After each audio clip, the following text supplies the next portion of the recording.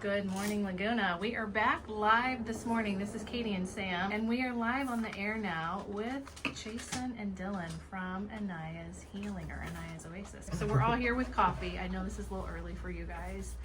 What was great was when Sam and I were doing just, the beginning of the show, you guys were literally right across from PCH, and was like, oh, there's Dillon on his motorcycle pulling it. Oh, there you guys are. You're walking across the street. So tell us the name of your business, when you guys opened, a little bit about what it is. Yeah, so Inanna Healing started over a year ago, technically. I would say probably goes back further. Maybe even you could make an argument for like 10 years. But the business really started like in the community here back at the end of March. We opened the shop here called Inanna's Oasis. And a lot of what we're doing, whether it's here at the shop with the community or it's online or wherever we go to events and stuff, is about healing. And that's why we call it Inanna Healing. Inanna comes from the ancient Sumerian goddess of love and healing, kind of like one of the first documented personifications of that divine feminine archetype. And so that's what we dedicated this to. And there's a lot that goes into like why we dedicate everything we do to the divine feminine, and I can tell you more about that. No, you will. Don't worry. Just opened up Pandora's box. Yeah. But yeah, so it's in tribute to her and to that energy. And then healing, for us, we kind of define it, I think, maybe a little bit differently than most, in the sense that like we don't see healing as about like fixing anybody or that we're all broken, that we have holes. We don't see people that way. We see healing more as returning to the memory of wholeness. And returning to that memory as often as possible, and remembering that we're whole, that we're divine, that we're sovereign.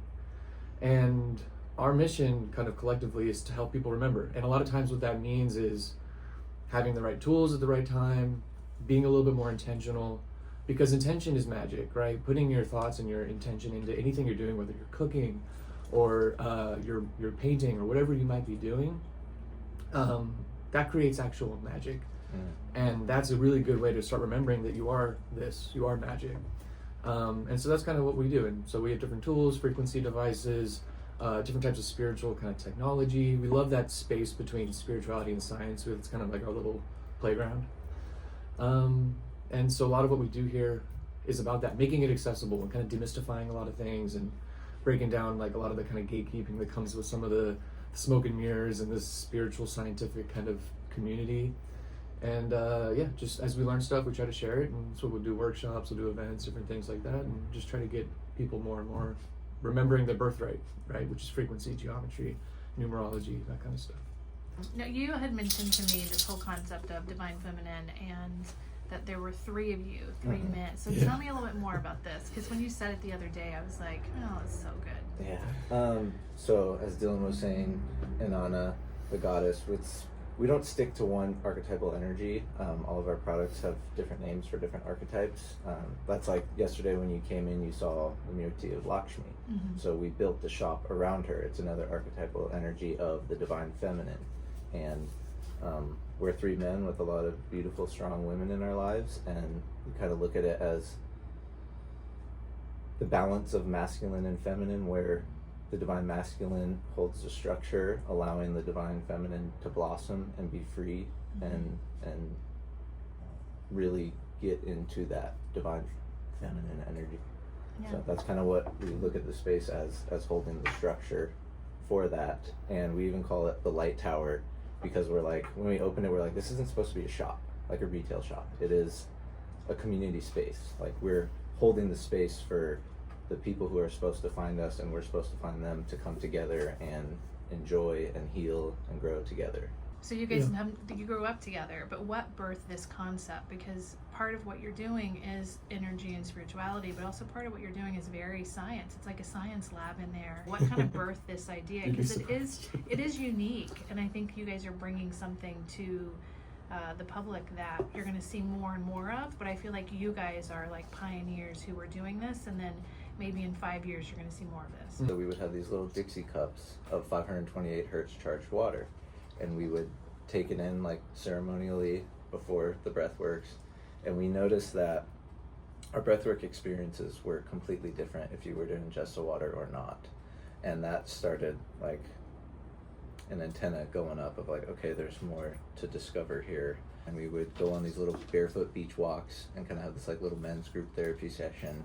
And he was telling me about what him and his brother were working on. Yeah. And that's what kind of started the Laguna journey. Keegan had a bit of like a intense spiritual moment. Calls it being cracked open. Yeah. And it's funny because, you know, I had a different path, right? Like I just started getting into a lot of this stuff like Reiki and different things when I was in college, when I was, you know, 18, 19 years old.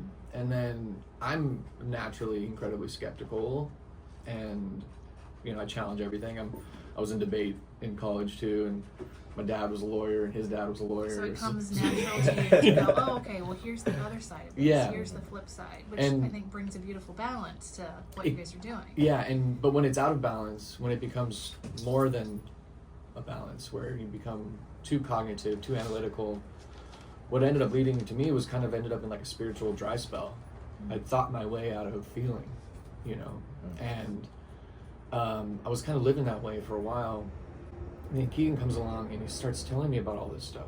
He's like, well, you know, let's give it another try. Like, come with me, you know, to this breathwork thing, and let's just see how it goes. And I'm like, okay. Yeah, next thing I know, and this doesn't happen to me, just for the record. I don't have like very intense, visceral kind of experiences like this. But most people don't. right. So, I mean, and you hear about really them. My daughter at that time was like 6 months old. And next thing I know, my arms, like I lose control and they just like fly outward and they start shaking and it's like hurting, you know? And I'm just kind of like observing like, what the heck is going on here? I'm just like overcome by emotion, and I'm just feeling just like cared for and loved. And it's just like, it's just overwhelming. And I'm face to face with God. And this wasn't the God that I'd pictured growing up. I was raised Catholic, and I was always taught this very like masculine representation of God, the Father.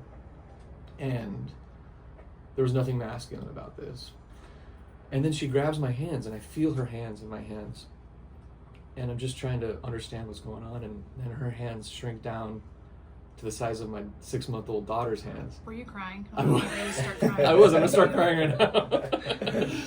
and everything just kind of clicked into place in that moment. You know, I started seeing like why I'm here and why I have a daughter and now 2 daughters, and then why I have the wife I do and the mom I do, and I was just like realizing that my most like unlimited source of inspiration in my life is from the women. And that it's my responsibility to do something with that inspiration and to do something with my energy and my time that my girls can be proud of. And so like that really was like my source of fuel for everything that we've been building, you know, across the street and online. And that's why it's like we don't act like we own this, you know. We truly believe like that we're just kind of acting in service to that force. So and it's all been an organic collaboration this whole time. We're doing business the way we live our lives, honestly. What I just started doing with, you know, as I drove in this morning, as I go into work, is really just saying, you know, asking the divine to bless however it needs to happen. And then I would get out of what that's going to look like. Yeah. So I'm asking for it. But then as far as what it looks like, I'm just going, I trust that it's going to happen. And that's, I mean, what, like that slice of wisdom that you just shared, like Deepak Chopra talks about that. He's like, your soul has infinite organizing power.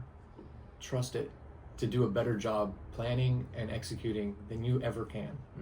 Right? And he says that real willpower isn't about willing your desires to manifest and like creating your reality in a lot of ways that like, especially in the Western world, we're kind of taught that like you need to manifest, you need to go out there and build and will your things into existence. A lot of work, a lot of action, right? A lot of like push. Yeah, There's a lot of push mentality here. He says real willpower is almost the opposite. It's letting go of that need, right? And trusting, like you're saying. Yeah, and I also think like what you just said about the manifesting then, you know, I see this a lot. People like, oh, it didn't happen. Right. As if it was just gonna like just pop up and happen one day because you've got it on a vision board. And it's like, it's been taken into a different, like we've westernized it, right? Which isn't, helpful, because then it actually pushes you in the other direction. Yeah. That makes you then think you're not doing something right because you've not manifested hard enough, which is just ridiculous. And all of that ridiculousness Yeah. comes from just like overcognition, over analysis, and like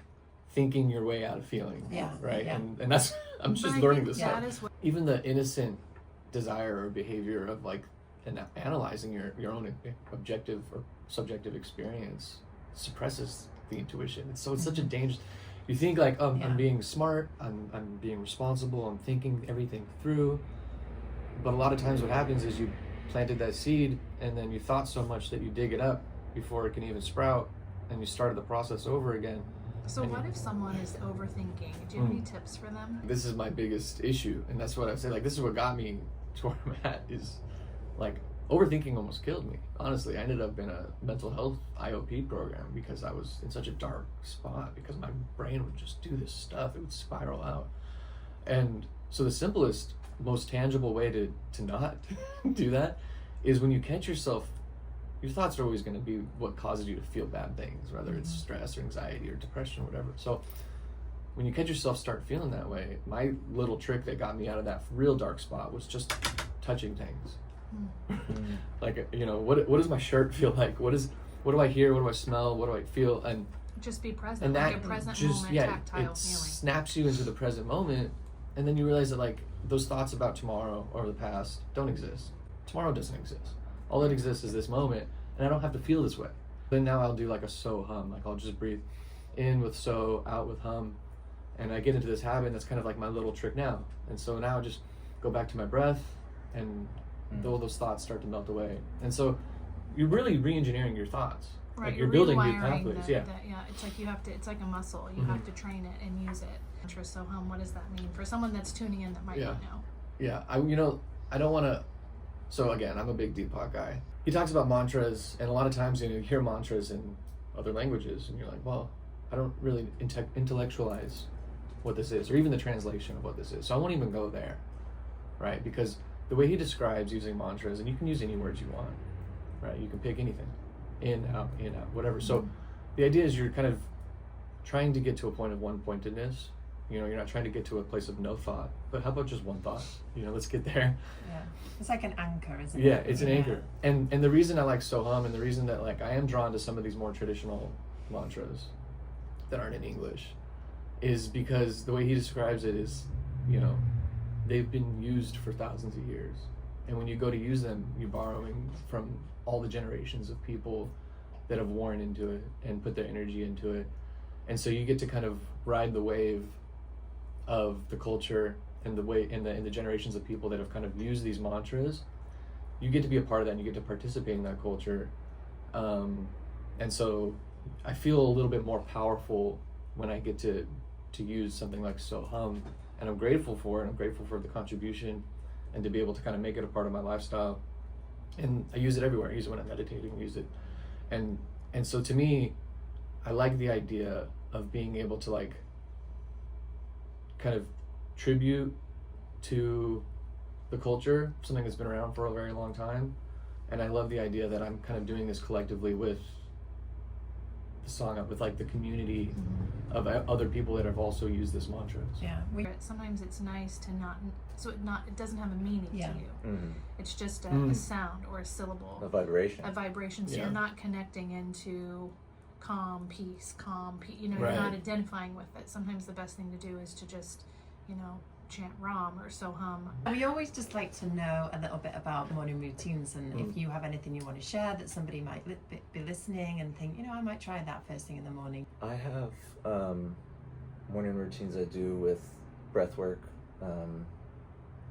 meditation, but one thing I always do is jump in the water. Okay. I have to. Like ocean water? Yes, jump in the So ocean. you are Every close morning. enough where you can go jump in the Yes, ocean. if you're not, Good on drive you, Chasen. drive and get in that water once a day. Okay. The plasma and the salt and the beautiful energy that is the ocean, like it literally cleanses you. It cleanses you. I'll wake up with, you know, humanness, some anxiety, something's going on, thinking about this, thinking about that, dive into the breath, meditate, chant, all these beautiful things, and then walking barefoot on the sand and jump in the water, and I'm like, oh yeah, I remember. That was it.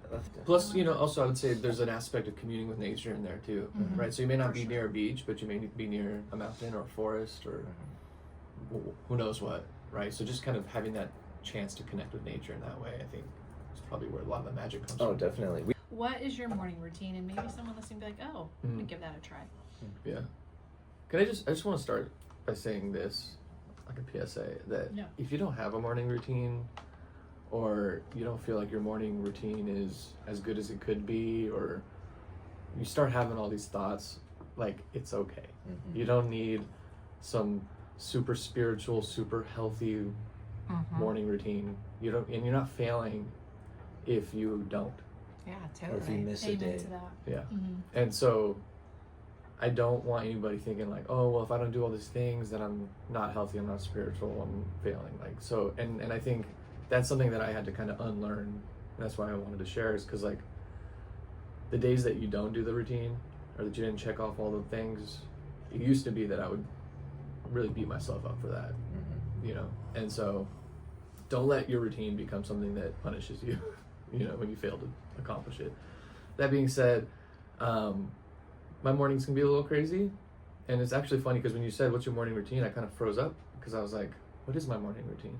How old are your kids? Your 2 girls? Yeah, I have a 2-year-old and a 4-year-old. Well, getting out of bed. The fact that you're here. And a 9-year-old stepson as well. And you don't meditate all day?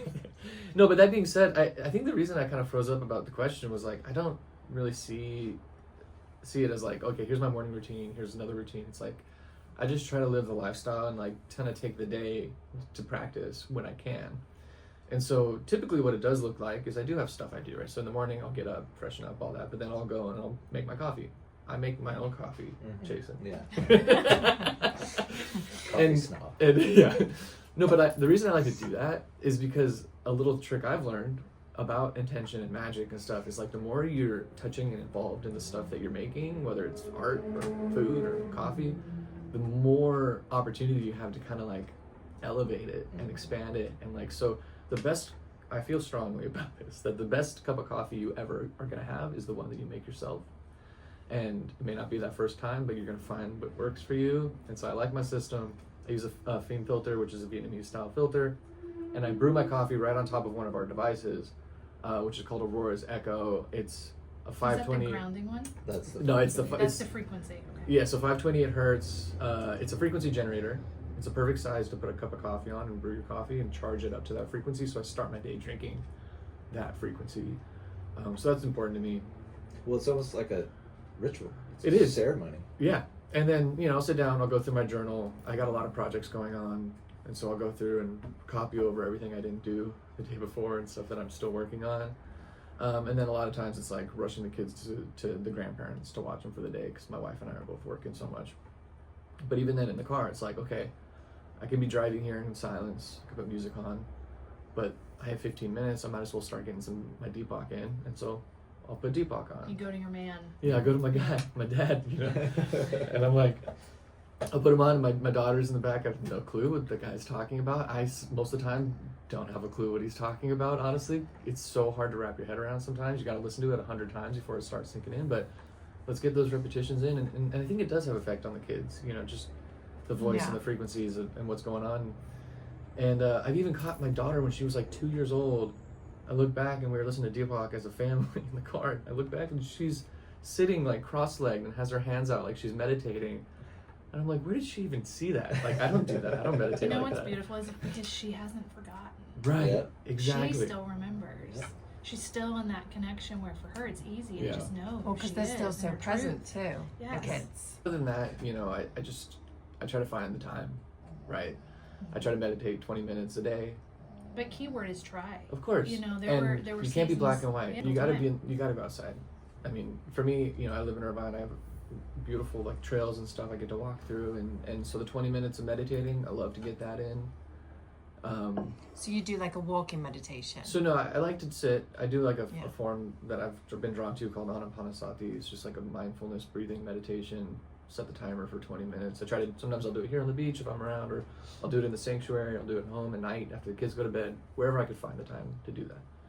you know, and like there's just, I can't remember who said it, but it's like, you know, you need to meditate for 15 minutes every day, unless you don't have time. Then meditate for 30 minutes. Yeah. You know? You know, again, easier said than done. But so yeah, I try to get that in. You know, in terms of my outside time, I love when I have the time to go for a 20-minute walk, listen to a book, go outside while I'm listening to the book, feel the sun on my face, and walk around. Right now, my book is The Surrender Experiment, which actually sounds very similar to the book you were just talking about this morning. Yeah, outrageous openness, letting the divine take the lead. Right. It's just this like getting out of your own way. Yeah. Just remember to play. Yeah. Really remember to play. What does that look like for you? Yeah. Dance, play, be playful. And yeah, it's like that's actually one of those things that really came through to me when I was meditating, was like, don't take anything too seriously. Most especially yourself, right? And a lot of times, a lot of our issues and our frictions in life come because we're taking ourselves too seriously. Yeah. You know, like God's just playing hide and go seek with himself. That's all we're doing here. We're just pretending we're not each other because it's fun, interesting, funny thing to do. So again, I know we all try to get to the point where this doesn't happen, and we try not to get to a place where life starts to be chaotic. You have a 2 and a 4-year-old. I don't know what you get up to most days, but when things are a little out of balance, a little bit chaotic, how do you center back? How do you find the calm in that chaos?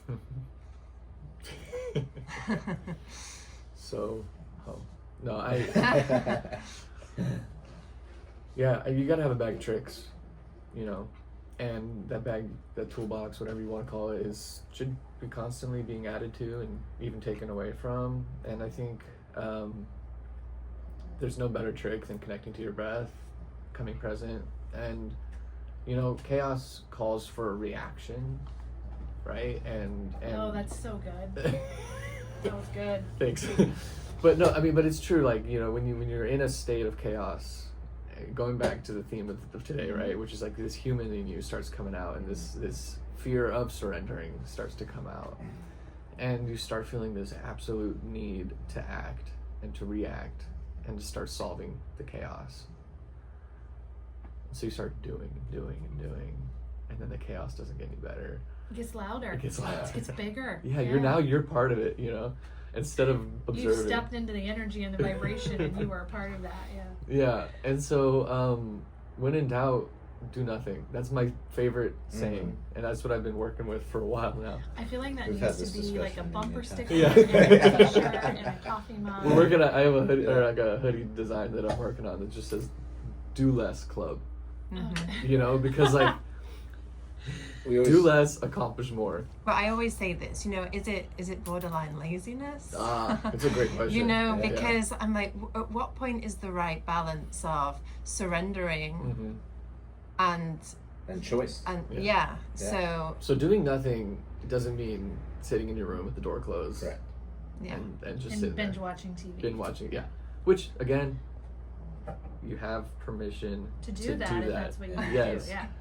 That's okay. Take care of yourself. You can't be good at anything unless you're good. Okay? So take days off. Treat yourself. You know, binge watch your favorite show.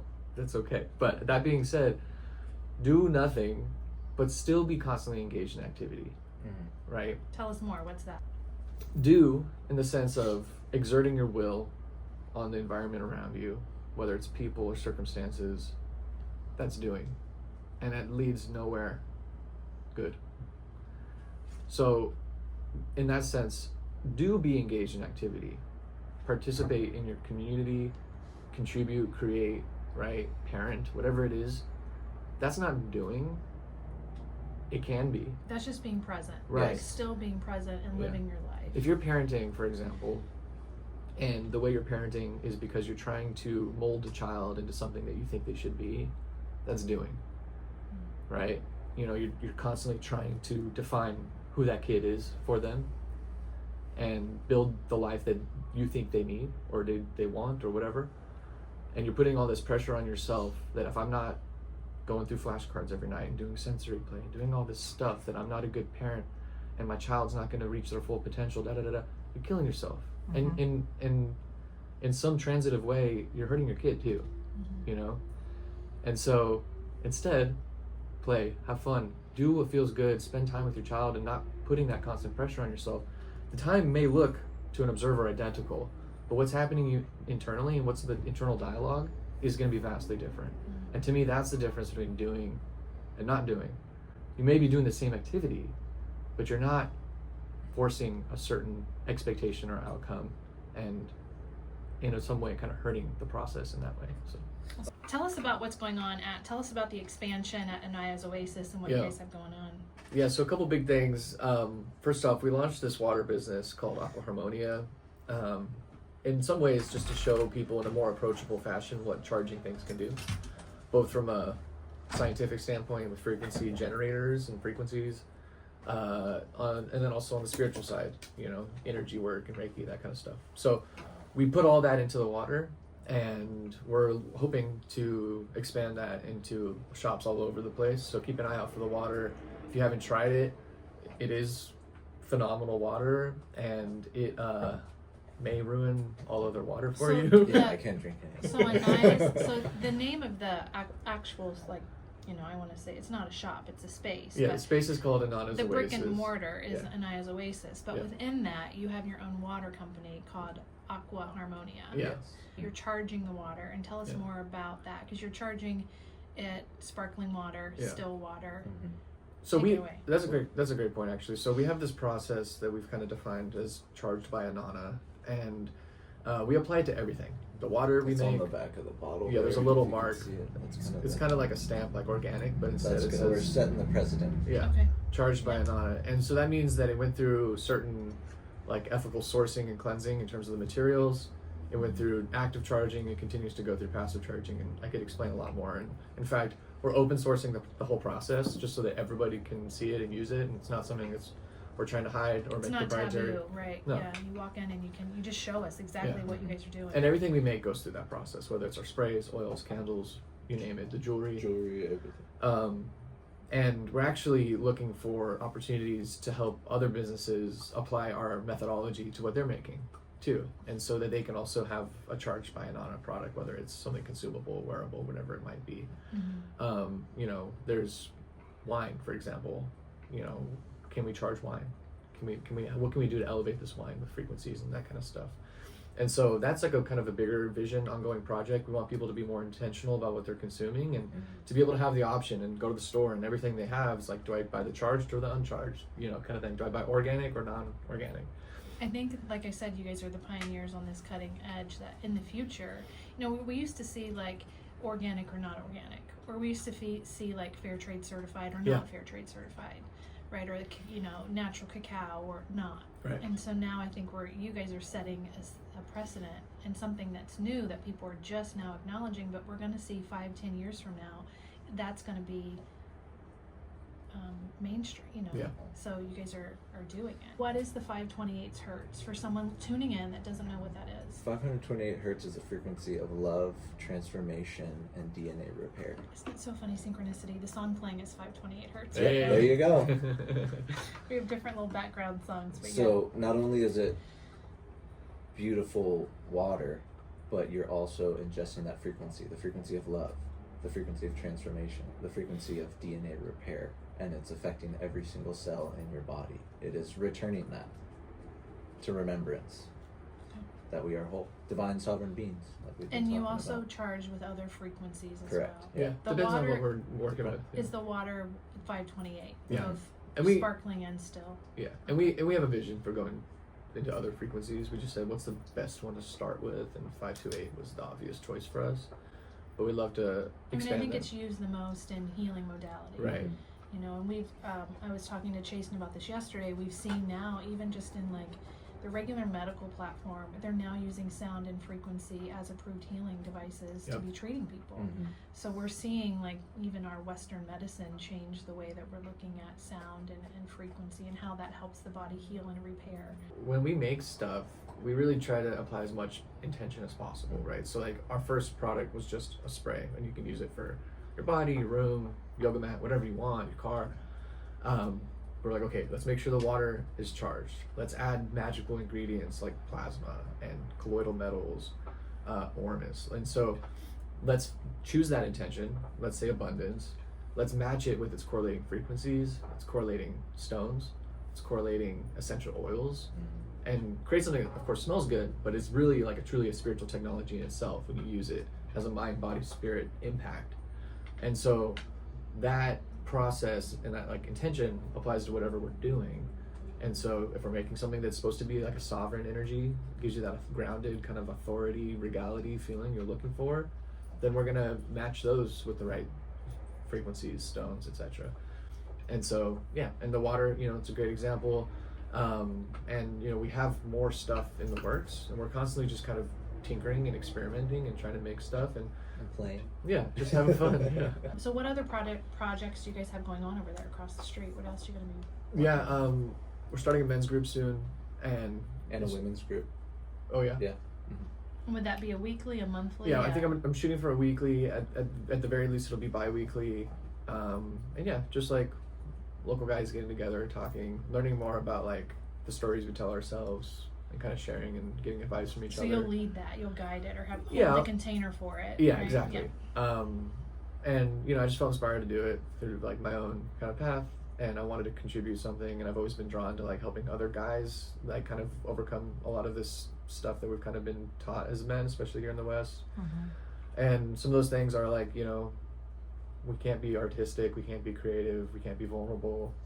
And like some of the concepts of masculinity, like what does it mean to like live in service to the feminine, and it's not about making yourself less than, but it's about that action of service, and like being able to, I guess, humble yourself, but also like kind of not see us as like men and women separate things, but just that there's this balance, and that we're responsible to help provide that balance. And that it's not a emasculating thing to put the women in your life up on like a pedestal. Well, I think it's really important, the work that you guys are doing, to have that softer space. Is that the right way? Sure. Say softer space, because that is, and then it's okay just to be themselves and feel whatever they're feeling and whatever they're going through is totally fine. Yeah, and when you talked about your kids, it reminded me too that we're building more and more stuff to do with families, and to have children in the shop, and just to kind of be around the energy and the community. We're working on phase 2 of what the space is going to look like. We're going to knock down some walls. We're going to have some more experience-driven stations there. We want to help people do what we do, right? And so we're going to have a place where people can make their own oils and sprays and things that do the same process. It's like a guided experience. A lot more interactive. So it's like they may come in with their own intention that isn't sovereign, abundance, whatever we have, and they can make that themselves. What I loved is that you're also selling them. What's great is you guys are empowering people to be able to do this at home with their own cup of coffee or a cup of tea or a cup of water. So you have these 528 hertz frequency devices that you're selling, and they're not outrageous. Like they're affordable, and you can buy them and take them home. That's why we and do it created yourself. those. You're making it accessible. Yeah. We don't want to be gatekeepers. I know 5-10 grand to get that machine you have is the like machines we have, and then the knowledge of all the programming and a nice computer and all this stuff. It's like you can take our portable devices, go home, turn it on, and it's ready to go. Yeah. Just real quick, 2 more things I wanted to mention. We're working on a workshop to like go deeper in terms of like the divine feminine and learn about Inanna and the culture behind Inanna specifically, because we do a lot of cross mythology and like archetypal stuff, bring in Lakshmi and different examples of that divine feminine, but we want to do a deep dive workshop on just Inanna herself and like the history and the culture there, to give her the proper tribute and for people to learn, because most people don't know. And none of us 3 are going to be leading that. We're going to have our friend and now co-worker Sweeney, who actually has Assyrian roots, and speaks the language and knows the culture and is part of that culture very cool. by blood.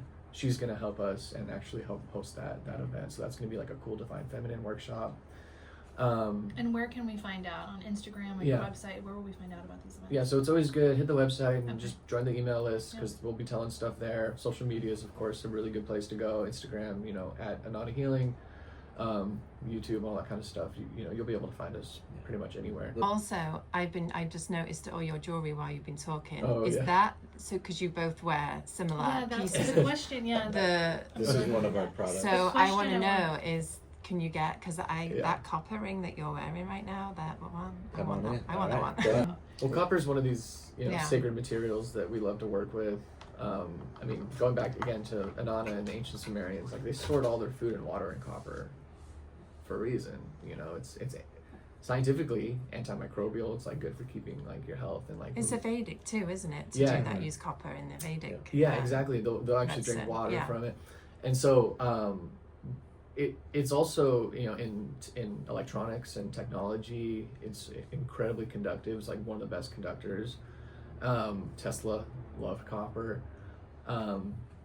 All that being said, it helps conduct energy through your body, right? So not only is it like help keeping you healthy and clean, but it's also helping your energy flow, helping your circulation. So it helps your the energy in the body to Yeah. flow better. And On- it's like a cleanse. On all three fronts, mind, body, and spirit. So we're big into copper. And then if you can take copper, and you can wear it like this is made by an artisan in India. For us, we sell these bracelets here. They're charged up, ready to go if you want to come grab one. But they Sovereign, also, empowering, strengthening frequency. On And this what's one. the ring charged with?